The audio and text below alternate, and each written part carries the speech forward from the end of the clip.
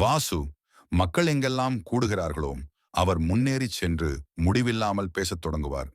விவசாயிகள் தானியங்களை எவ்வாறு சேமிப்பது என்று விவாதித்த போது வாசு குறுக்கிட்டு, தானியங்களை பற்றி ஏன் கவலைப்பட வேண்டும்? இன்றைய எல்லாவற்றையும் சாப்பிடுங்கள், நாளை பற்றி யாருக்கு தெரியும் என்று கிண்டலாக கூறினான். மாணவர்களிடம் கூட, வாசு, படிப்பிற்கு ஏன் நேரத்தை வீணாக்க வேண்டும்? புத்தகங்களால் உங்கள் வயிற்றை நிரப்ப முடியாது என்பார். கிராம சபையில் பெரியவர்கள் தண்ணீர் பற்றாக்குறையை தீர்ப்பது பற்றி விவாதித்த போது அவர் எழுந்து நின்று, மழை மேகங்கள் சோம்பேறித்தனமாக இருக்கின்றன மற்றும் சூரியன் கோபமாக இருக்கிறது என்று ஒரு நீண்ட உரையை நிகழ்த்தினார். அனைவரும் குழப்பத்துடன் முறைத்து பார்த்தனர்.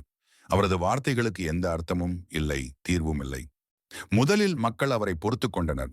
ஆனால் மெதுவாக வாசுவின் வார்த்தைகளில் ஒருபோதும் எந்த பயனும் இல்லை என்பதை உணர்ந்தனர். பாருங்கள், இதோ வாசு வருகிறார். அவர் 1 மணி நேரம் பேசுவார், ஆனால் ஒரு வார்த்தை கூட உதவாது என்று சிலர் சிரித்து கிசுகிசுத்தனர். ஒரு நாள் ஒரு சிறுவன் அப்பாவியாக தன் தந்தையிடம், அப்பா, மக்கள் ஏன் வாசு மாமாவை பார்த்து சிரிக்கிறார்கள் என்று கேட்டான். நயனில நென்பது சொல்லும் பயனில பாரி துரைக்கும் உரை. பயனற்ற சொற்களை விரித்து பேசும் ஒருவன் பேச்சு அவனை பயனற்றவன் என்பதை காட்டிவிடும். அப்படித்தான் வாசுவின் பேச்சு.